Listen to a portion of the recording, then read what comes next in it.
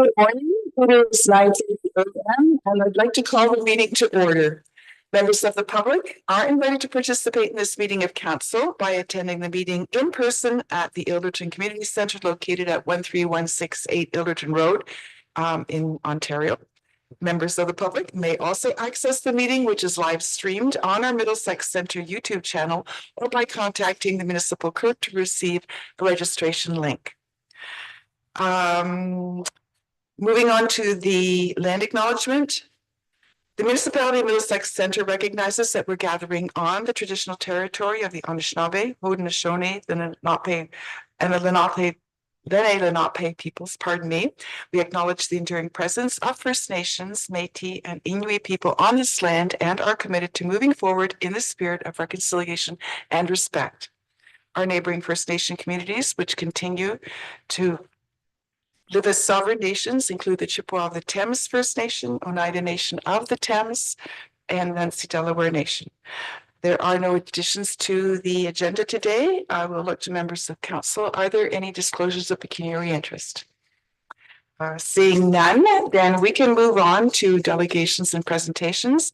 I'd like to welcome Ash DeCruz and Nancy Giffen from the YMCA, who are in attendance this morning to provide a partnership update presentation. It's an annual report. So when you are ready, staff will make sure you're all ready to go there. I'm going to turn off mic. And you can push yours, it'll turn red.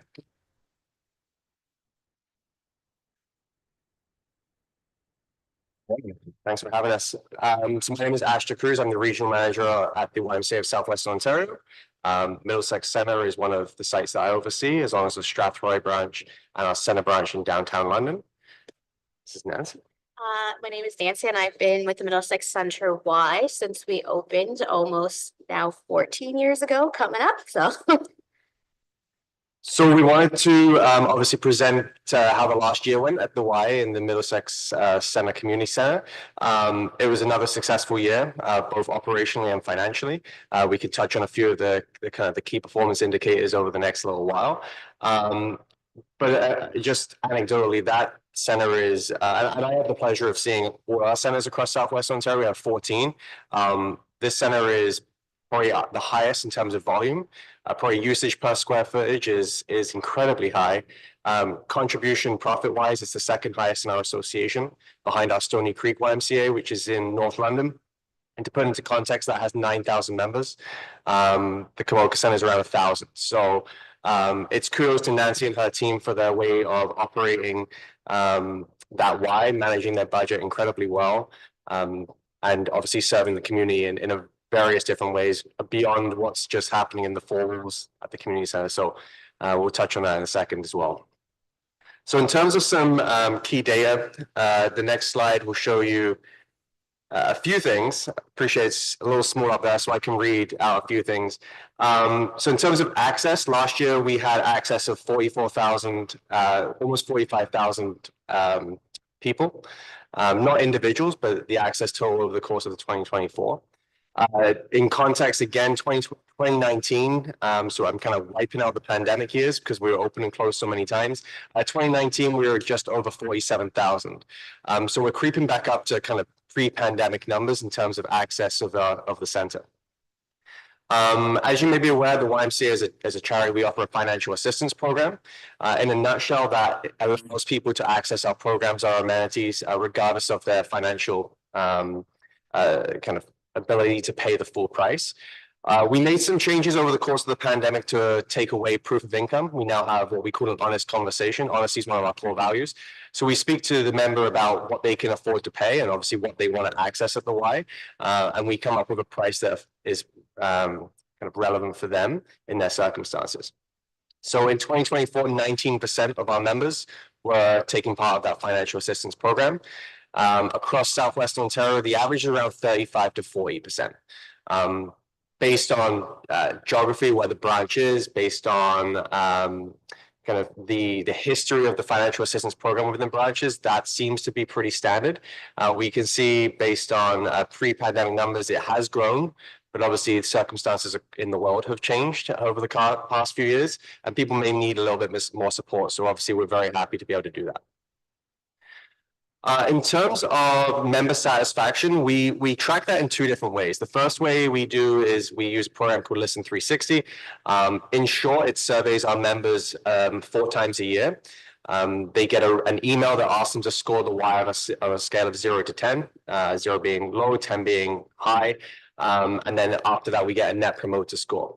That net promoter score is the highest in the association, top 2, sorry, in the association.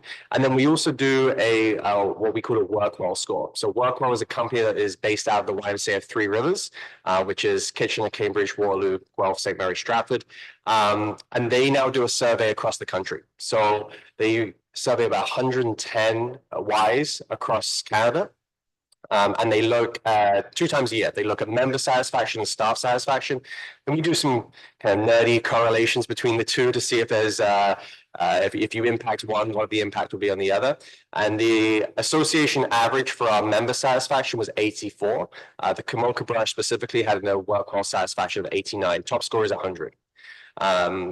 Top 3 in the country, which again is kudos to you, Nancy, and the work that she's doing with the community. I'm going to pass it over to Nancy to talk about camp a little bit, and then we can touch on a few more KPIs after that. So last year for camp, we were 100% full, which was amazing. But also proved a little difficult because we had 125 kids on the wait list waiting for our programs. But as of this week and chatting with Scott and his team, we have come up with a bit of a solution and thought, how great would it be to use the youth center space that we have been given this year to serve more of our community. So in the next coming weeks, there'll be a bit of an announcement of how we're going to add space there to service the people that were on our wait list last year, so that we can continue to grow and service the community this year. Yeah, and then to kind of finish off with some data here. Our membership count, as I said, is just over 1,000 members. We grew 9% in 2024. We're now sitting with more members than we did pre-pandemic. We're association average, we've had a recovery around 70% of our members. So again, the Kamoka Y is hitting over 100% recovery, which is fantastic. Our contribution, we just got the statements this morning, so we haven't had a time to really dive into them, but the bottom line was a positive contribution of $225,000. Budget was $150,000. So we're hitting a $75,000 above budget surplus, which is fantastic. Our next slide talks a little bit more about just the day-to-day operations and a bit of a why story. The big thing that happened in 2024 was the youth center. The access there has been fantastic. We're seeing access on Mondays, Wednesdays, Fridays of not just our Y members, but non-members as well that are using that space. It's a beautiful space. We've held Y meetings that have got nothing to do with the youth center out of that space as well, because it's such a intimate, comfortable place for us to hold those meetings. So we've had great success there. We're serving the community really, really well. 37 non-members, non-Y members are accessing that facility on a regular basis. It's had over 400 visits to date as well, and it opened in September. Our operating hours, we've extended our operating hours. Yeah, so we used to be till 8, and now we've moved till 9. So allowing people to visit our center a little later has definitely supported the community. And to kind of finish off, we like to, in any meeting we have at the Y, we have a Y story. It's normally a story that impacts someone in our community or our members as well as our staff. As I mentioned earlier, the survey that we do on a day-to-day basis is captures these Y stories. We ask people for comments when they're scoring us in a 0 to 10. So I'll read verbatim what one of the comments was when I was looking through our 2024 comments. The Kamoka YMCA is a great place for all members of the family. There seems to be something for everybody. I enjoy a few different classes and work out on the fitness floor when I can't make the class. The fitness floor and studio are always clean, and the change room is spotless. There's a definite sense of community. Everybody is friendly and welcoming. So, yeah, we're thrilled with the operations there. We can't thank everybody around the room for the support of that. The center, Scott, and your team have been fantastic to make sure that we are always able to serve the community in any way possible. And obviously that expansion to the youth center is testament to the relationship we have with the municipality. So thank you. We'll be open to any questions now.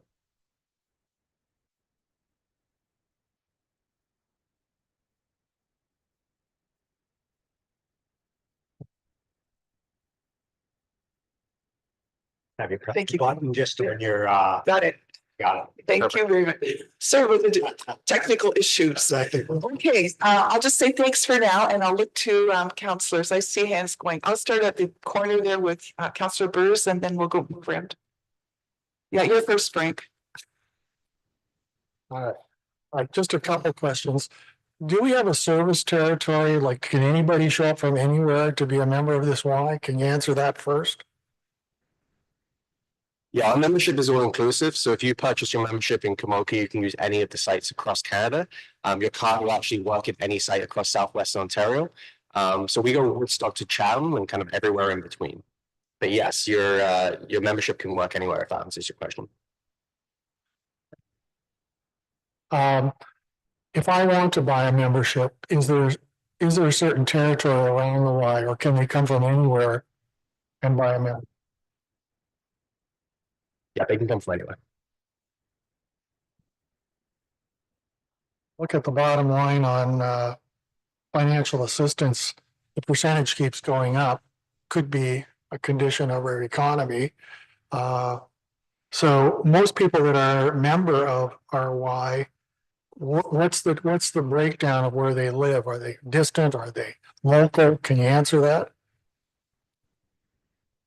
Yeah, we tend to make sure that our membership is, members' home base will be where they're most commonly using their membership. Typically, it's the closest to home. In terms of financial assistance, yes, it is growing. It's growing across the country. It's been growing since the pandemic for, as you mentioned, the economics reasons. We have put some stipulations in place to try and curtail that a little bit, because obviously financial assistance is a program we want to be able to offer, but it also, every time that we have to subsidize a membership, we have to find the dollars from somewhere else. We're not for profit, so our prices aren't set with a profit in mind. So we have to find those dollars from elsewhere. So we're doing some due diligence to ensure that that's the case. But yeah, to your original question, we set up memberships as close to home. The membership, the site closest to their home address is where the membership will be stayed. Okay, thank you. Thank you. Through you, Madam Mayor, I just want to say thank you for your presentation, and thanks for all your involvement in the community as well. You're often involved in different community events or functions at the Wellness Center. And thanks for your great camp.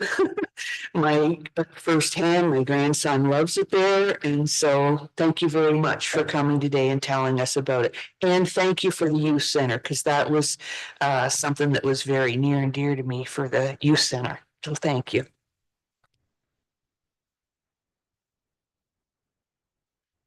Thank you. Through you, Madam Mayor, to Ash and Nancy. I just had a question in regards to summer camps here in Ilderton, actually. Are you planning on running a summer camp this summer? We, since the pandemic, haven't been in the Ilderton Arva area. I believe that the Boys and Girls Club will run the camp area.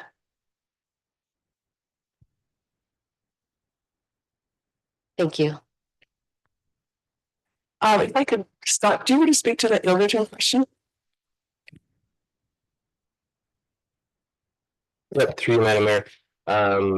As noted, the BGC Club, with the partnership we have here with the youth center upstairs at the arena, and they utilizing this facility.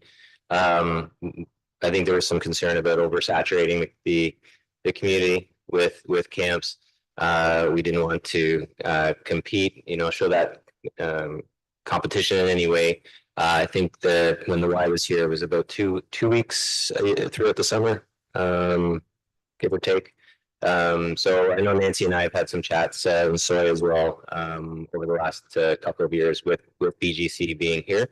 So we're mindful of that, and I think those conversations will continue. I look to Councillor. Are there any other questions that have come up? Okay, I don't see any hands, so I'll take just a moment to thank you as well. I'm always very encouraged when encouraged and happy because our staff work hard to make partnerships with all kinds of group, everybody we work with. That's, you know, if we can make something better, faster, cheaper, more inclusive, whatever, ticks the boxes. And it's really good to hear that your philosophy, it melts, and that we can get more people involved and keep people healthy and happy, give people opportunities to interact, and it's good for the community. So I appreciate everything you do, and I always look forward to this report every year. Thank you again, Ash and Nancy, for coming, and I'll look forward to the next report. Thank you. Okay, now moving on to the minutes. We have a motion before us that the minutes of the Middlesex Center Council meeting held on December 18th, 2024 be adopted as printed. I'm looking for a mover, please, and a seconder. I see Councillor Coles and Councillor Shipley. All in favor? And that is carried. Thank you. Moving on to the consent agenda, these are items that are listed and typically received as one motion. Council can request that items are removed for questions or further action.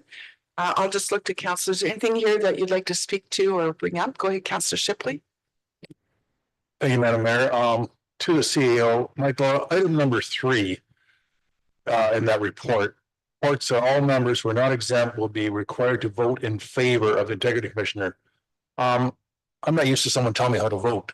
Like, I'm just not sure I appreciate that part of that presentation. Yeah, thank you. Through the mayor to Councillor Shipley.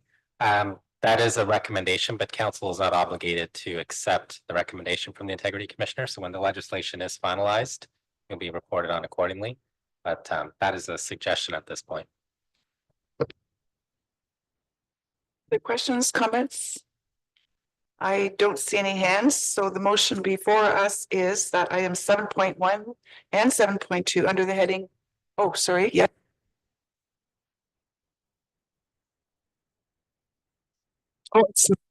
Oh, thank you. Through you, Madam Mayor. Sorry, I thought you meant done with 7.1. For 7.2, I just have a question for Scott about the stag and doe. So there's no longer any stag and does at any community centers?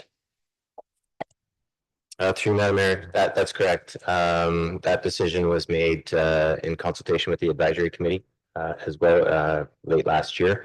I'll take you back a few years, and I'll say about 10 years ago, the OPP was there was a very big push from the OPP pushing municipalities to stay away from renting stag and does. There's just too many challenges, too many issues, problems, regulations that need to be followed that are not being followed by those. It puts us in a very awkward situation, and it's just not advantageous for us with the challenges that still come with those. We tried to meet all those expectations and those requirements as best we could so that we can continue on with those activities.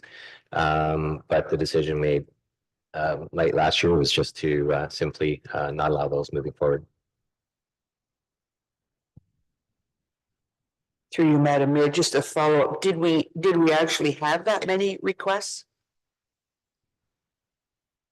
Through there, no, we don't typically get that many. Those that we do have do come with their share of challenges, and there's just so many hoops that folks need to go through in order to, you know, whether it's the gaming side of it, and it's not, you're not supposed to have, it's supposed to be games of chance, not, you know, or games of skill, not not games of chance. And you know, it's hard on our team and our administration team to try and make sure that these are all being followed. At the end of the day, when the doors open, we're still the venue, so we're still at risk if the AGCO comes in and these things are not being adhered to. And there's just so many hoops that need to be followed. Okay, thank you. Then I think we're ready to look at a motion, and it's that item 7.1 and 7.2 under the heading of consent agenda for January 15th, 2025 be adopted as recommended. Moved by Councillor Cates and Councillor Burrs. Thank you. All in favor? And that is carried. Okay, moving on to staff reports. The first one up, Stephanie is going to speak to us with respect to the requirement for sidewalks on the agenda. Floor is yours when you're ready. Thank you, Madam Mayor. Through you to the rest of council, the purpose of this report here today is to seek council direction as to whether the requirement for sidewalks as outlined in our municipal infrastructure design guidelines, our official plan, our trails master plan, and our transportation master plan should apply within all, some, or none of the hamlet areas specifically in the municipality. So just a little bit of background, as you're likely aware, there are quite a few different policies, standards, and guidelines that we as staff use have been established to guide and direct development throughout the municipality. And this includes our strategic plan, our official plan, our transportation master plan, our servicing and stormwater master plans, our zoning bylaws, stormwater management policy, our infrastructure design standards, and a trails master plan. So they all speak to kind of different levels and layers of the planning and development process, from our official plan with higher level goals and objectives to those more site-specific design details. And they are all intended to establish a more consistent framework to ensure that new development aligns with the municipality's goals and objectives, and also to protect the interest of existing and future residents. So of course, there are always cases where site-specific considerations warrant exceptions to certain guidelines. Staff really do endeavor to ensure that we're applying these requirements in a consistent manner. So in terms of sidewalks within new developments, there are a few. I'm just going to try to highlight. I won't have to go through. I won't go through my whole report here, but just in terms of the official plan, as noted, it is higher level policy direction for orderly growth and development. It does identify the settlement area structure within the municipality from our community settlement areas, urban settlement areas, and then our hamlet settlement areas. And specific to the pedestrian infrastructure, the official plan contains, again, mentioned kind of higher level policy to promote and encourage safe and convenient pedestrian opportunities within settlement areas. And there are also reference to policy 6.2B of the official plan identifies that new subdivision developments shall include sidewalks as well as other infrastructure as deemed appropriate by the municipality. I'll move on to the transportation master plan, which the TMP, which was recently completed last year, identifies what we can call a functional road classification system to categorize the municipal roads with the collectors, local roads, collectors, and arterial roads, and rural versus urban context based on their location, either within or outside of a settlement area. And then it provides certain specific characteristics for each of those classifications. And it's really based on the concept of complete streets approach to road design, ensuring that all road users are considered during the planning and design phases. And with respect to sidewalks specifically within settlement areas, the TMP recommends sidewalks on one or both sides of the road. And just following from the transportation master plan, we will also be undertaking the active transportation master plan that will be done this year. It was approved through the 2025 budgeting process. So that is intended to start this year. And that's intended that study is going to be looking at the municipality as a whole and looking at recommendations for active transportation infrastructure specific to the different areas. So if we move on to the infrastructure design standards, so these are really the detailed requirements for the design of municipal infrastructure for new development. So this document addresses everything from the emplacement and installation of stop signs, driveway culverts, traffic calming, and then other details relating to storm and sanitary collection systems and water. So with respect to sidewalks, section 1123 contains the provisions for sidewalks. And it does note that as a minimum, sidewalks are to be provided on those local streets. It identifies sidewalks are required on one side of the road. Just a bit of kind of background here as well on the purpose of sidewalks to provide safe and designated space for pedestrians separate from vehicular traffic. So again, in terms of safety, sidewalks improve safety by having dedicated space for pedestrians away from the roadways, reducing the risks of collisions, etc. Of course, accessibility, really promoting active and healthy living and overall connectivity.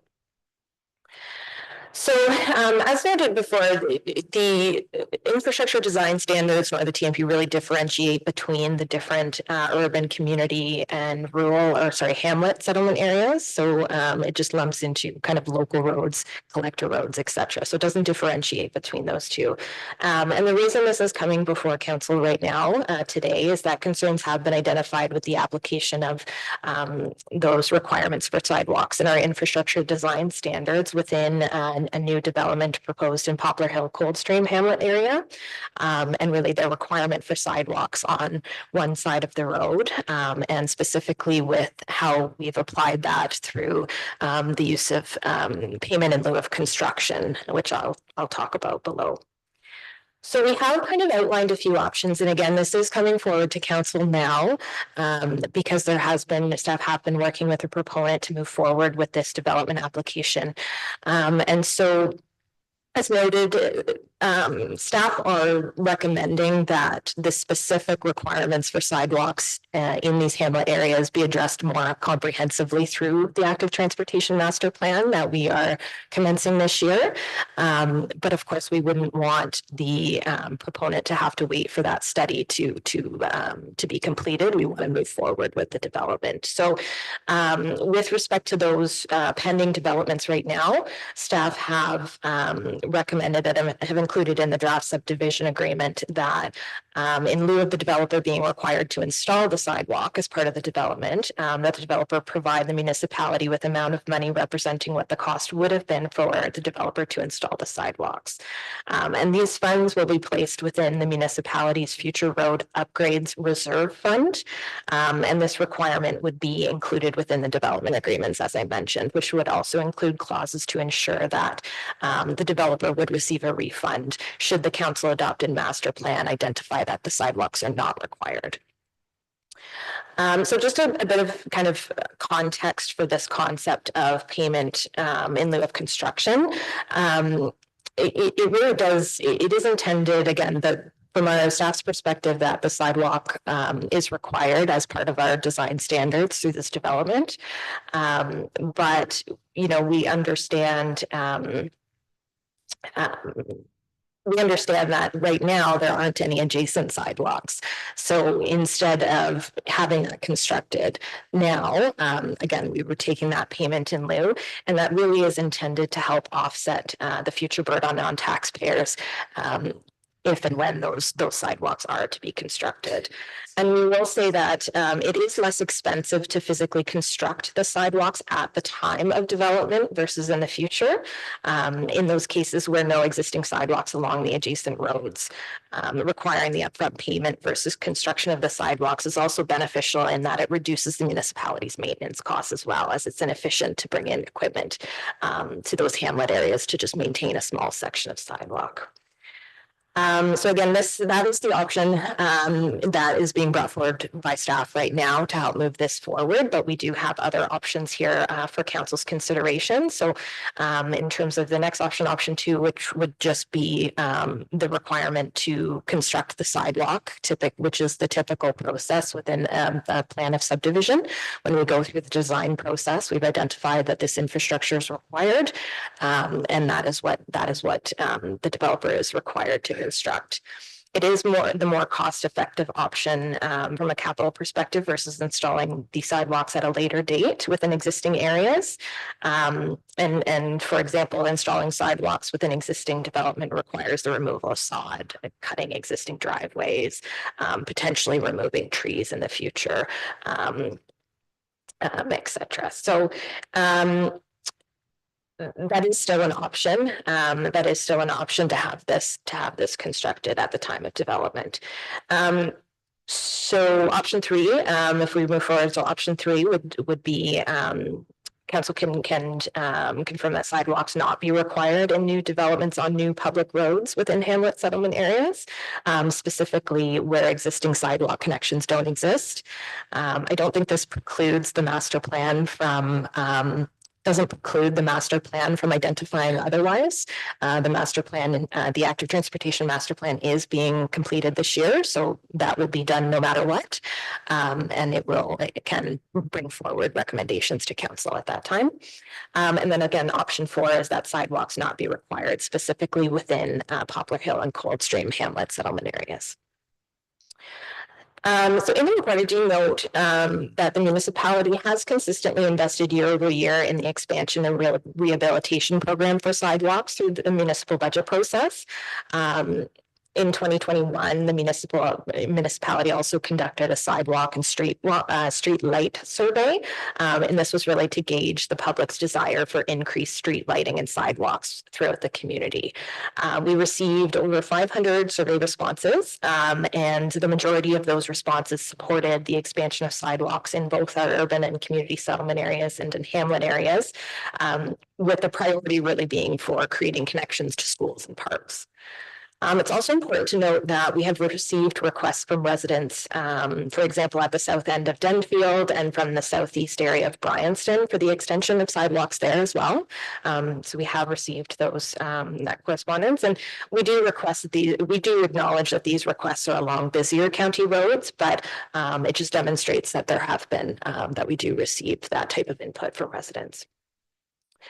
So just a quick note that funds received through the payment in lieu of construction options. This goes into an existing reserve fund, which is titled our Future Roads Upgrade Fund. And this is currently used to fund refurbishment, rehabilitation, and replacement costs associated with the road infrastructure as directed by council. Funding for the rehabilitation and refurbishment of sidewalk infrastructure is typically obtained through the various sources, through our municipal budgeting process, including reserve fund, but also the municipal tax levy and grants wherever we can. So I think that's all for me, and I'm happy to answer any questions. Okay, thank you for that presentation. I'm going to move now to Kristen Wright, who's present to present input to council prior to our discussion. So if you'd like to come forward, again, I'll turn mine off, you turn yours on, and that way there's access to the audio system.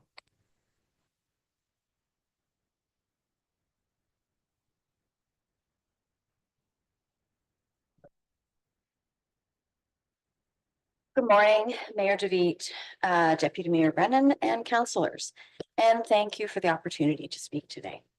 My name is Kristen Wright. I am the owner and developer of the property known as Poplar Woods on Ilderton Road. Is that there? There we go. Okay. I'm also a resident of Middlesex Centre and have lived in Poplar Hill and Coldstream for more than 30 years.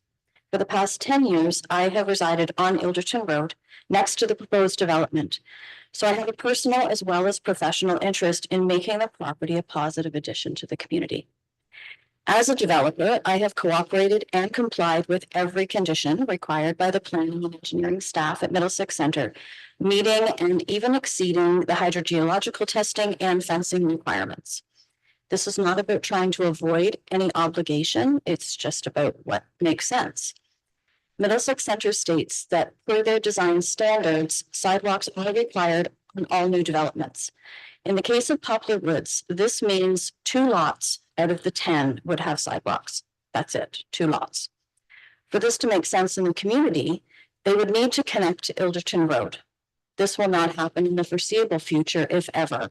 The older existing homes on Ilderton Road would lose their front yard, and the bridge at the conservation area recently repaired and upgraded is not wide enough to accommodate sidewalks to the school.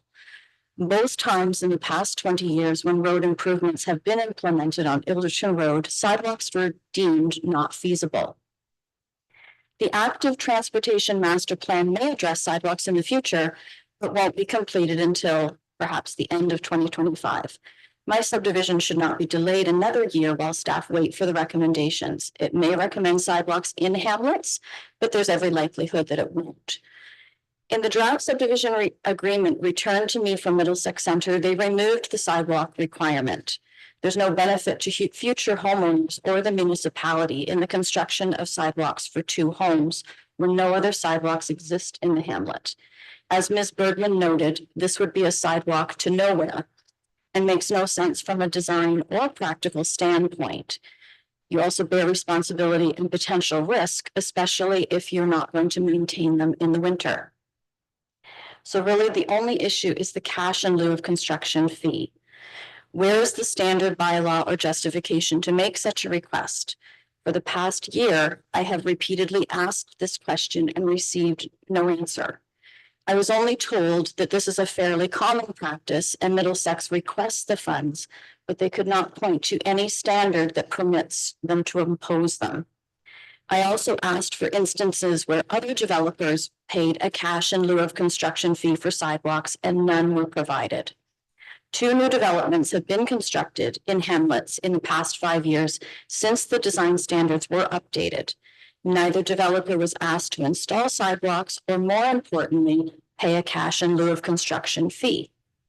Both developments in Denfield and Bryanston are approximately the same size as the Poplar Woods site. I was told they're not comparable as they were built on existing arterial roads. But if Middlesex Center claims they strive to consistently apply the design standards, why were neither developer required to pay any cash fee in lieu? The reason I'm not here with a subdivision agreement for your review and approval is because Middlesex Center staff is hoping council will provide the legal justification they lack for the cash in lieu of condition. And that's simply wrong. If we've all agreed that sidewalks are not justified, then neither is a fee. Cash in lieu for unnecessary items is just not right. Would there be no limit to what would be imposed? Cash in lieu of speed bumps or stoplights? They're also attempting to justify their argument by claiming they don't want larger developers to use Poplar Woods as precedent. This also doesn't make sense. These aren't even future projections, it's a hypothetical. And you can't use hypotheticals to dictate policy. At this time and for the foreseeable future, there are no development lands left in Poplar Hill or Coldstream.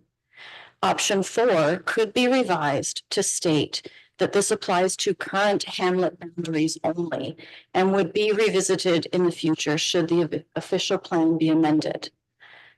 Ms. Bergman confirmed in her December 19th email, which I've included as attachment 7, in my notes, should council agree that sidewalks are not required, the cash in lieu of condition will be removed. And since staff at Middlesex Center have already acknowledged in emails and in person that the construction of sidewalks on 2 lots in Poplar Woods does not make sense, the cash in lieu also makes no sense. If council decides to revise the master transportation plan to address hamlet settlement areas, I think it's a discussion for the future. But my subdivision agreement is ready today and waiting for a study that could take another year and in all likelihood would reinforce what staff and myself already know to be true is an unfair delay. I therefore respectfully ask that council vote for option 4 in the proposal paper with an edit, which defines current hamlet boundaries only. This allows for future discussion on other hamlet settlement areas without further delaying the existing developments in Poplar Hill and Coldstream. Thank you.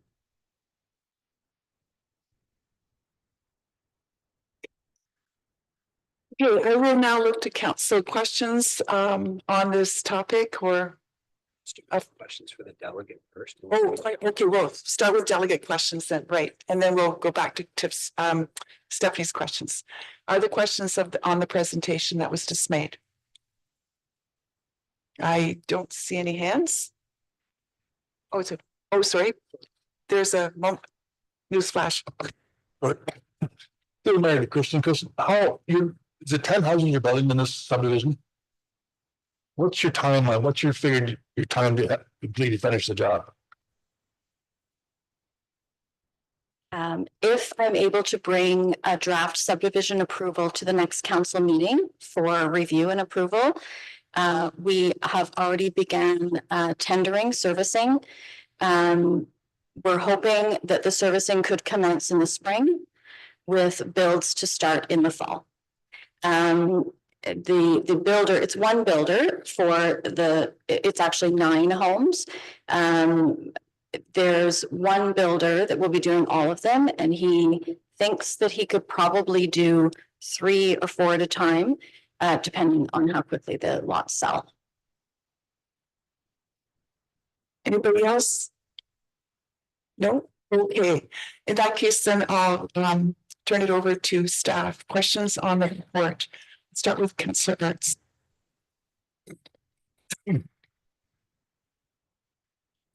Through Madam Mayor to Stephanie. The difference between option 1 and 4, how soon can they get a draft subdivision agreement? Does it take longer for one or the other? And regardless of what happens today, how soon can this be done once we make a decision?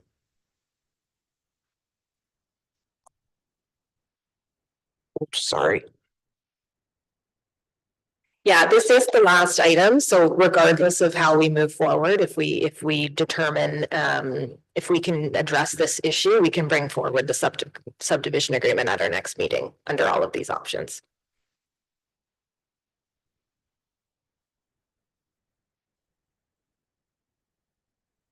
I remember. Through Madam Mayor to Stephanie again. This was active transportation master plan. What is the definite, like when sometimes these things take year after year after year, and if this is going to be the defining thing for the developer, I want a timeline and when it has to be done, because I think it reaches a point and they should get a mulligan if it takes us too long to get the plan done. Yeah, I can certainly say we also do not want this to wait until the completion of the master plan. That was really never the intent. We wouldn't want to hold this up until that master plan is completed. But it is staff's position, as I mentioned, that the design standards do identify that sidewalks are required on one side of the road. So instead of requiring them to be constructed, we will take the payment upfront in lieu of construction, right, for a later date. So that is what is currently within the draft of the subdivision agreement, and that's the sticking point right now that's preventing us from moving forward.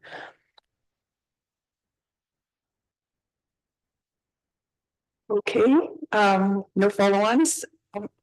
I'll start with you, Deputy. Madam Mayor, Stephanie. The purpose of option 1, I'm assuming, is to have some funds for the future, if sidewalks are put in the future, to keep the cost from all taxpayers down. So that this is really that the person building the subdivision to pay up front, and then we have some funds there so that it doesn't fall on the taxpayers at a later date. Is that correct? Yep, that is certainly correct. And as I mentioned in my report, there have been times where we have gone back in to existing areas to construct those sidewalks that didn't have sidewalks constructed at the time of development. So you're exactly right. That was the intent. I saw your hand, Councillor. Go ahead, Sue. Thank you. Through you, Madam Mayor. I have a variety of jot notes. Thank you for your presentation, and Stephanie as well. So I see this as well, there's a summary answer and there's longer points, but in summary, first, I see that option 1 of the doing the study makes the most sense to have a bigger look at everything and what is the, where is this going to play out for future time to come? Because I like the idea of sidewalks in places, and I've, in my little world, I've seen cases where they do have to come to changes later, and yes, we need them. And so those funds being paid, is a good thing. And we have to remember that it's for the greater good of the community and for the taxpayers' dollars. But one thing that you sent us some emails, copies of emails, and of course I've read everything. But Michael, our CAO, had an option in there that he would, we could put, Middlesex Center could put off the payment until it was assumption time. So if we were to look at the option of option one and put off the payment until assumption time, if it comes through the study that no funds are required, then you didn't have anything out of pocket. It just comes off of your assumption time. That's how my brain is seeing this.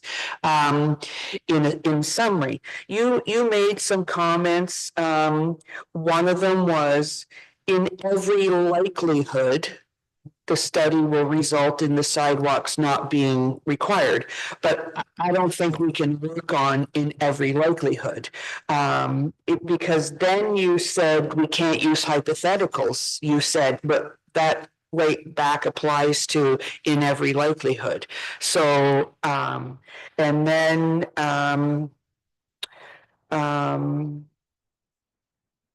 the discussion, as I already said, about there's a possibility for future sidewalks. I know it's not a Hamlet example, but when we were doing some infill of unattached sidewalks, I had one very irate person call me and tell me that the developer at the time should have been responsible for this. So it is the future, and it is, again, with the greater good and the taxpayer dollars, that I think we need to get the definitive answer. But to keep it out of your pocket, the option of Michael's paying that assumption, I think, is a win-win situation, and it allows you to move forward faster. And I think also that it is a cost, really, in my opinion, that every developer, sidewalks and streetlights or whatever, it's all part and parcel of a development that you make.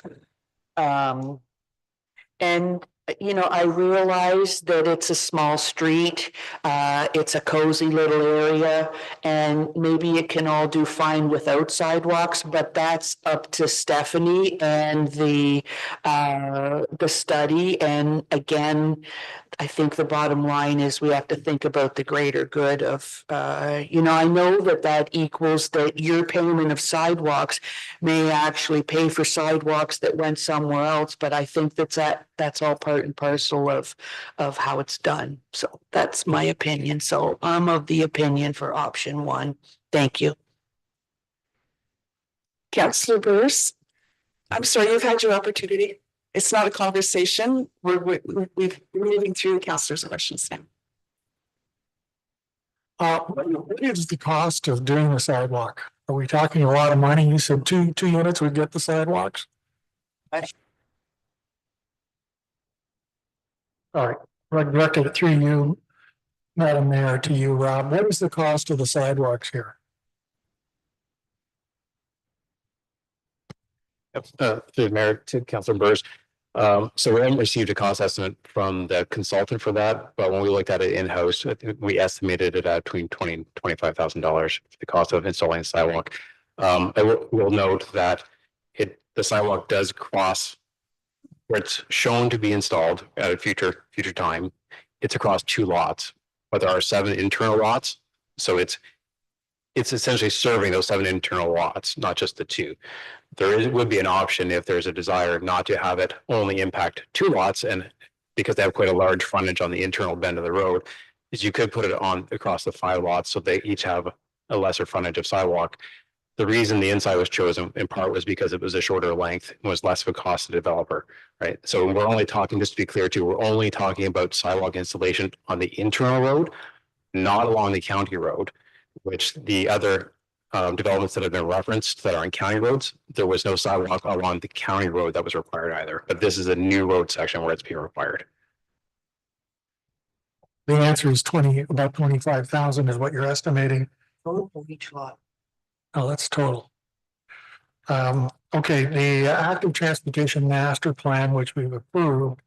So are we going to hire, I guess through you, Madam Mayor, to either Rob or Stephanie, when we go out to put in the particulars around this active transportation master plan, is that an outside consultant that leads that and comes back to us with a report? And are we expecting this to be before us before the end of 2025? So to Mayor, to Council Burrs again, yes, so we're looking at using an outside consultant to complete the plan. We believe it can be completed by the end of 2025, but I will say, because Councillor Kate had mentioned about the assumption, and really the sidewalk isn't required until assumption, and assumption will not happen by the end of 2025, so it doesn't really need to be tied together. Okay, thank you. So Coles, next. Thank you, Madam Mayor. I guess to Rob, through you, Madam Mayor, to Rob, I just had a question about why it's just 2 lots. If you could explain that, I'm not quite sure on that. Thank you. Yep. So through the Mayor, Councillor Burrs.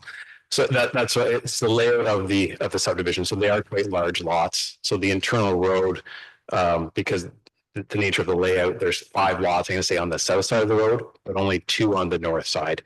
So the routing of the sidewalk was chosen to be on the north side, which was the shortest route through the subdivision. But just because of the layout of the lots, then it then only impacts 2. So there's 5 across the road that have access to it, and then the 2 lots that would actually cross them. And there's no, in this case, because there's no water main installation, there's no reason why it couldn't flip as well.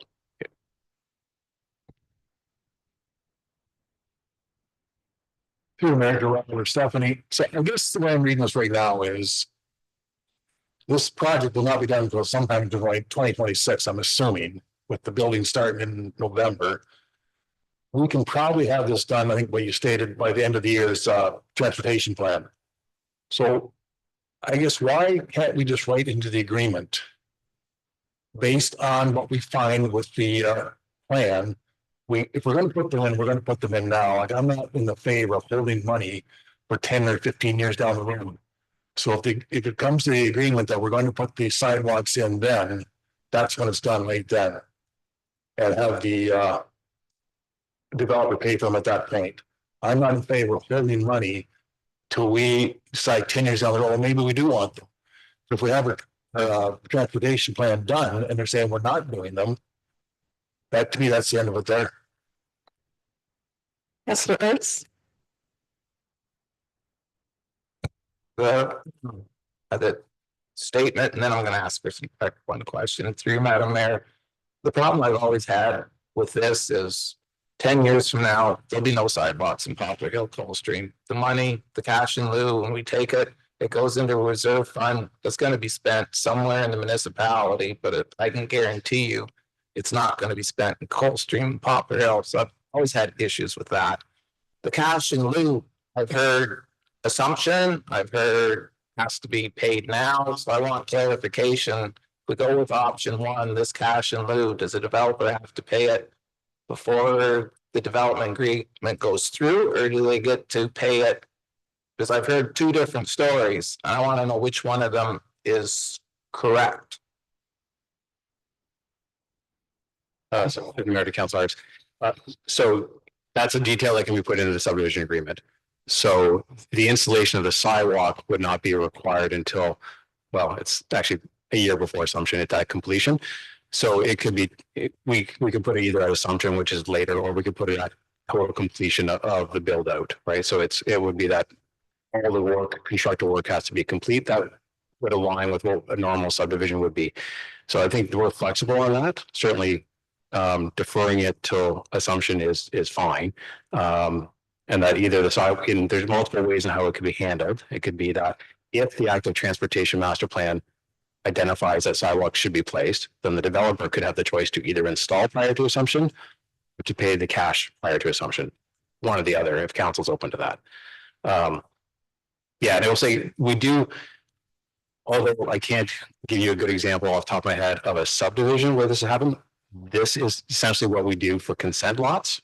Like we've had lots of consents where they have a future upgrade road fee that's tied to the consent, which may or may not be for a sidewalk or other infrastructure that gets built in front of that front. But because they're developing, we're charging them a fee for a future urban upgrade, right? Because it's intensification.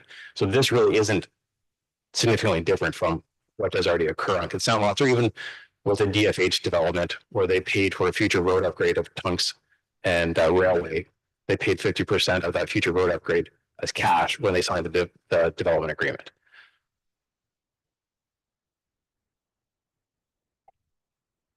Thanks for clarifying that. I was going to comment about all of the fees in lieu that we collect for the property, the triangle on Railway Ave, the, yeah, the list goes on. But anyway, if I saw a hand, Through you, Madam Mayor, I'm not sure if you have something that you want to add, but I might be jumping in too early, but I'm in favor of making a change to the motion that we just add the we've got on here the option 1 as outlined in the staff report and add the payment due at assumption. And then they can move forward and it's clearly the payment or I guess if it was not deemed by the study not, then it would just come out of it. So I would make that motion if we're ready for that.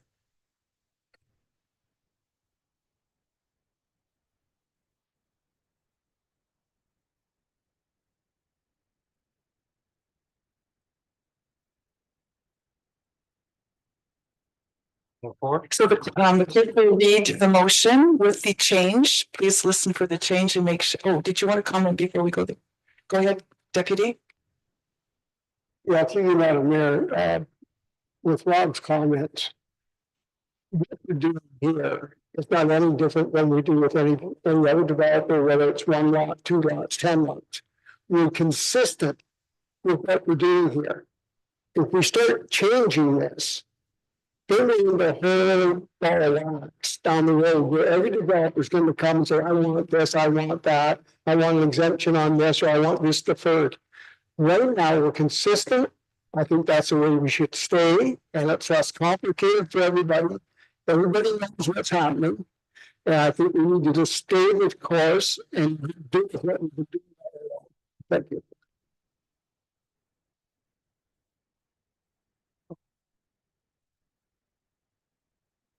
I was going to ask for see if we can support the amendment, but I guess we don't. Do you still wish to table your amendment, Councillor? No, through you, Madam Mayor. No, I agree with what Deputy Mayor Brennan says. I do agree with that. And I thought that it was hordes and hordes of money, but now I see that it's not as much money as what I thought. So I'm fine with what I know there's lots of fees and in lieu ofs and stuff that everybody pays. So thank you. Is there anyone else who has an additional question before we move to a motion? Yes, go ahead, Councillor Shipley. Through Mayor to, I guess, Rob or Steph. If she pays the fee up front, then the master plan is done and says there's no sidewalks going to be needed in the hammer, whatever the case the study is, there's no sidewalks. Is she fully refunded plus interest back her money?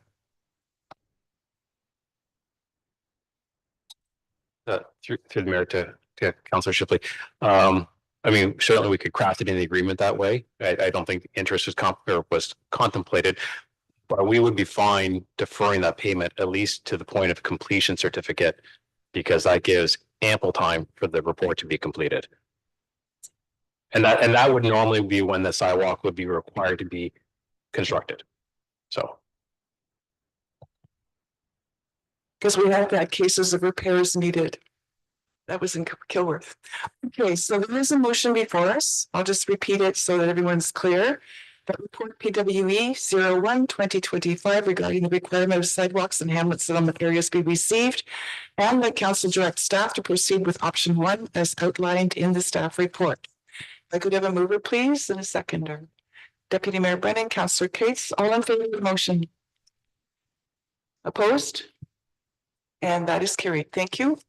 And we can now move on to Grants. House grants. yes, council grants. 8.2, Heather Kaplan, Manager of Communications, is going to provide an overview of that staff report. I'll turn mine off, and when you're ready, Heather, go ahead. Thank you, Madam Mayor. Good morning, Council. So this is our annual update on the council grants program and the Delaware Hydro Reserve Fund program for 2025. And I'm here today to present to you some recommendations for your consideration as far as providing grants to some of our community groups in Middlesex Center. As a bit of background, the purpose of these two granting programs is to provide municipal funds or other forms of assistance in limited amounts to community groups and organizations that warrant municipal support. As we usually do, following our process, we accept applications throughout the year, and at the close of the grant period on November 30th, myself, the Director of Corporate Services and the Director of Community Services come together, review the applications against the grant criteria, and then present to you what you see before you today. The grants themselves tend to follow in kind of 5 major areas. They look at tourism and economic development, community programs, the arts, culture and heritage, environmental awareness and sustainability, and other. So quite a wide range, and a maximum of $5,000 is available per organization, as well as some funds for in-kind donations. There's a little bit of a different approach for the Delaware Hydro Fund, where it's matching funds. Some key eligibility requirements are that the proposed project must benefit municipal residents, has to be open to all residents, and that it needs to be run by a non-for-profit community group. So this year we received for the council grants portion of this a total of 15 applications seeking close to $50,000. We have $20,000 available, so it was quite difficult. And you'll see some rationale for our decisions and our recommendations to you today. But in short, we're recommending 10 grants, and we have 2 standing grants, one to the Elderton Agricultural Society and one a small scholarship for a graduating student from Medway High School. Together, these total $19,865, so spending almost all of the $20,000 allotted to this program. For the Delaware Hydro Fund, we had one request for funding in the amount of $900. Again, that's matching funds, so the Delaware Lionesses would put up the balance of that, and that would be $900 of the fund, which this year is sitting at about $20,000 of available funding. Just a bit of an overview on the council grant side.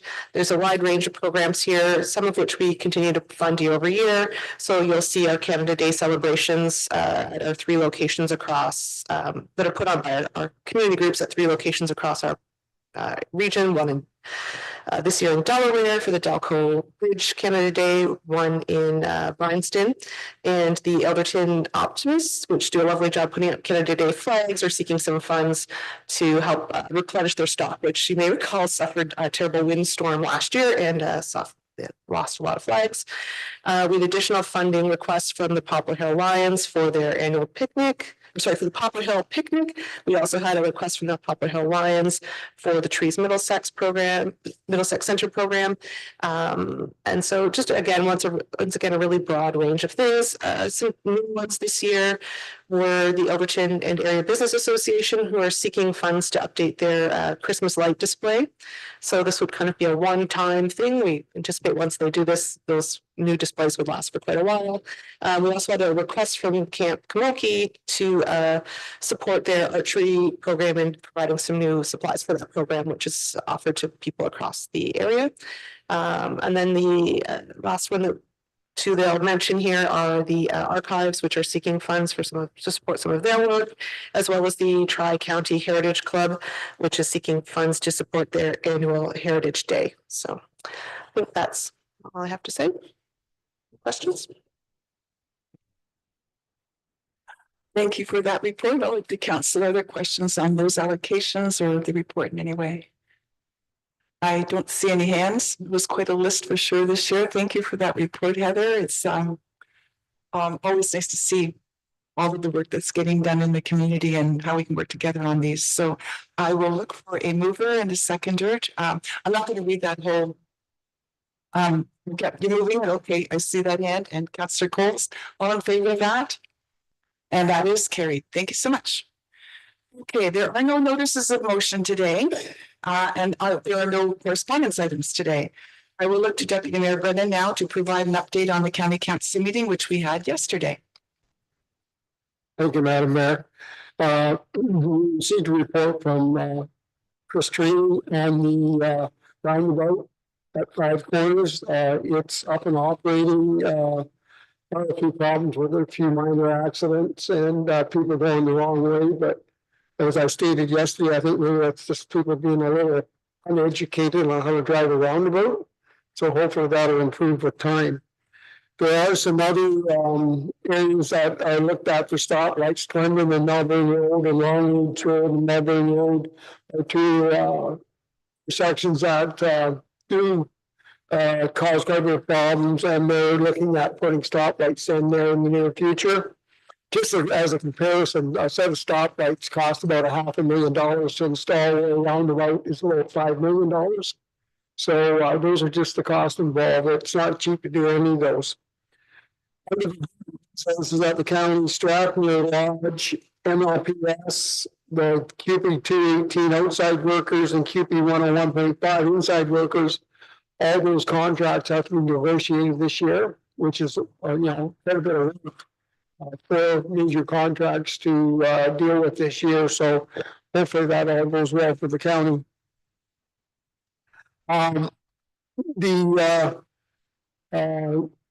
Looking at the health of human resources, are looking at job evaluations for staff. There's about 80 jobs that have to be evaluated every 4 years.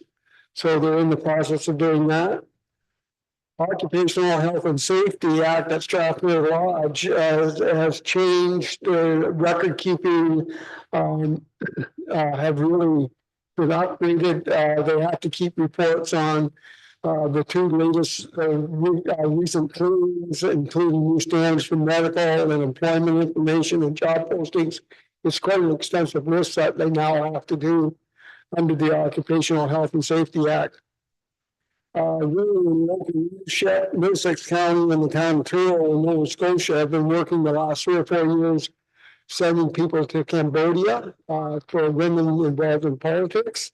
And I believe there's some people from Cambodia are coming back up to the county in the end of February. So we'll try to keep informed on that. Under the MLPS, the new rapid response units. There's 2 units on 24 hours a day. In the first 30 days, they responded to 623 code calls. In the first 30 days, they had 30 cardiac arrests, and they were able to resuscitate 26 of those people. So 26 of those people are still walking around today. There's a 42% increase in advanced care with this unit. There's a 20% improvement in response times. So it's having quite an impact on the health industry, and everything's it's serving its job. It's the first one in Ontario, and it's setting quite a standard. So it's very positive. Thank you. Are there any questions for the deputy? Oh, yes, go ahead, Councillor Bruce. Through you, Madam Mayor, to the Deputy Mayor, just so that I heard you correctly, you said, is it the average cost of a set of lights is 500,000, $500,000? $500,000 for a set of lights. So about is 5 million. It's the average cost or cost. Okay, thank you. Yes, go ahead, Councillor Ritz. Through you, Madam Mayor, to Deputy Mayor Brennan. If the county does do any more roundabouts, I would really appreciate getting rid of those high curbs, because for farm machinery, they don't fit. And for big highway trucks, it fits, but it's tight. Like we talk about being agriculturally based and respecting our rural economy. Well, I don't think much thought went into agriculture when they designed it. That's all. Thank you. Okay, thank you for that. That brings us to the end of the open portion right now. We have to move into closed session. The motion before us is that Council for the Municipality of Middlesex Centre adjourn to closed session at 10:39 a.m. pursuant to section 239(2) of the Municipal Act 2001 as amended to discuss the following matters. Under section 239(2)(c), a proposed or pending acquisition or disposition of land by the municipality or local board, proposed disposition, wards 1 and 2, proposed acquisition, ward 4. If I could have a mover, please, and a seconder. Councillor Shipley and Councillor Cates, thank you. All in favor? And that is carried. We're going to do the technical pieces now, so please bear with us.